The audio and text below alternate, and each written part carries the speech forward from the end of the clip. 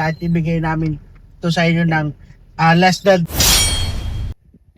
Ang dami naghahanap ngayon ng mga budget meal na sasakyan, mapa van man, mapa kotse, pick up, lahat gusto nila budget meal.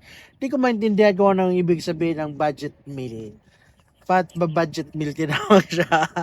Anyway, so budget meal, gusto nila mas mababang presyo lang.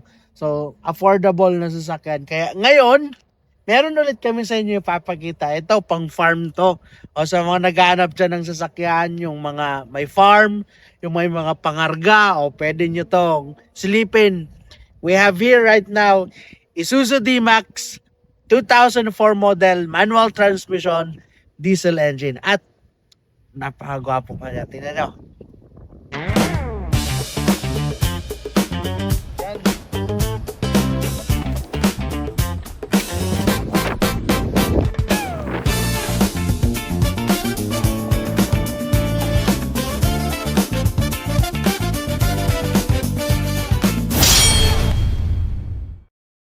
Start tayo dito sa front nitong Isuzu D-Max. Tara, lapit tayo.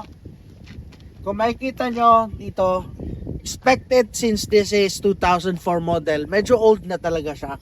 Expect nyo na may mga damage siya sa paint niya. Pero, ang mga damage nito, very tolerable at kayang-kaya natin gawin. Like, for example, dito sa hood, nakikita nyo, may mga minor scratches siya.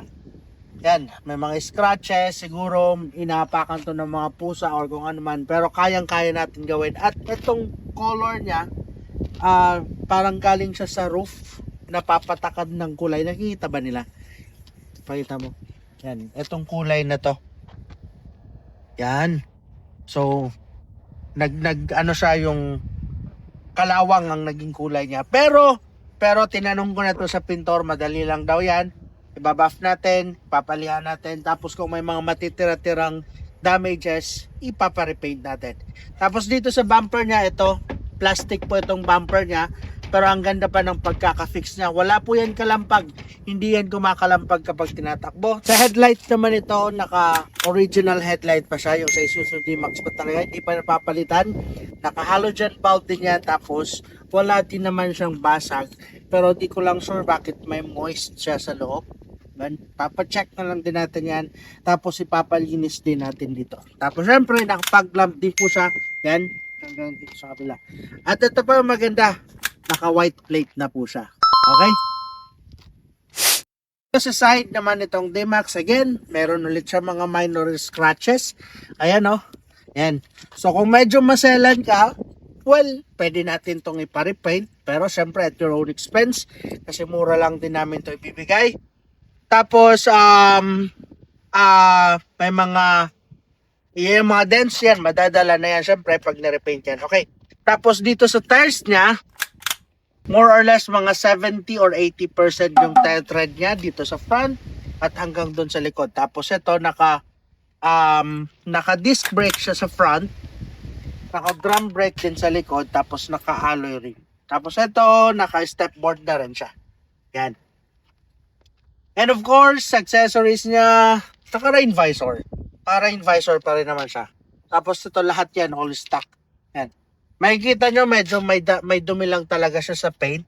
Pero ito kapag na-buffing to, mas gaganda pa ang kulay nito. Try mo muna. Kasi since old model na rin siya, of course, expect mo na talaga, natural na yan na may mga gas-gas. Mga bagong sasakyan nga, may mga gasgas So how much more ito na old model na. Ipabuff lang natin, mas lalo pa tong gaganda. Okay? Lalo kung gagamitin mo lang din naman sa farm, okay ito, wag mo na ipaparepaint. Tapos acid rain, medyo makapal na. Siyempre kami nang bahala niyan. Hanggang sa side mirror. Okay? So dito sa pinakalikod, tara dito tayo sa pinakalikod. Ayan. Sa taillight niya, yan, mayroon din rin siyang chrome garnish accessories, pero may mga konting cracks dala ng kalumaan. Pero okay din naman siya. Working pa rin naman lahat. All lights are working properly. Tapos hanggang dito sa kabila. Tapos ito yung maganda. Oo, di ba? Ang bigat pa ng ano nyo. Grabe, bigat. Tapos, ito ang ganda pa ng condition ng bed liner niya.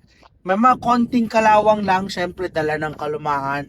Pero again, detailing is the key yan. Kami nang bahala mag-detail dyan kung sakali. Okay? Yan. So, solid talaga, solid. Dito sa kabila, tara. Ayan, eto. Yan lang naman so far. Damage niya. Tapos itong mga handle. So, pwede yung handle, papinturahan natin yan. Wala naman yung problema. Tapos mga minor scratches and dents nila. Side mirror, naka-chrome din siya. Okay? Silipin natin ngayon ang interior. All original, walang pinalitan. Even yung exterior niya, lahat pa po yan nung bago pa. Tapos, ang ceiling niya, yan ang ceiling medyo madumi na rin. Pero, very presentable pa siya. Sa edad niyang 2004, napakaganda pa. Kahit nga yung upuan niya, kung makikita nyo, wala pa siyang gaanong damages. Usually, expect mo na kung 2004, may mga punit-punit na, may mga damage na. Pero ito, tingnan mo. Madumi lang siya, pero wala siyang damages. Yan. So, ang ganda pa kahit yung dashboard niya, napakaganda pa. Intact pa talaga siya lahat. Tapos ang aircon nito, grabe. Sobrang lamig ng aircon nito. Nabilib nga ako kasi sabi ko, lumang-luwan na pero grabe pa magpalamig. Dito sa likod. Now, dito sa pinakalikod, syempre, 2, 3, kasyang-kasya dito. Actually, ito sa Isuzu MU-X to, ipapatry ko sana kung mag-fit siya dyan, kaso hindi pwede. So, hindi na to kailangan. Tapos, andyan din naman yung tools niya. Yan. Tapos, dito sa likod, makikita mo ang condition ng upuan. Ayan po siya. So, pwede natin to ipa-leather. It's up to you. Request ka na lang kung gusto mo itong ipa-leather. Tingnan natin. Presyohan ko na lang kayo kasama lahat na gagawin natin dito.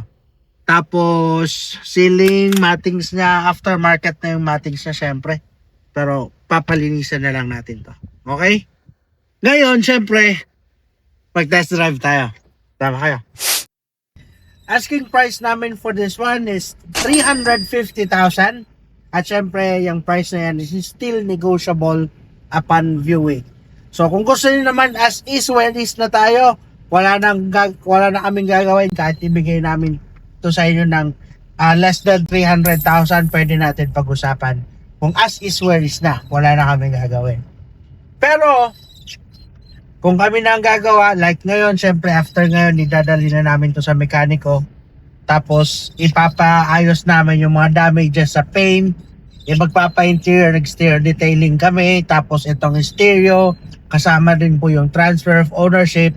So, 350,000 po tayo, starting price. Cash lang po yan. Wala po tayo sa financing kasi hindi na po siya pwede sa financing. Okay? So, if ever interested kayo, tawag na po kayo para ma-check nyo itong unit na ito.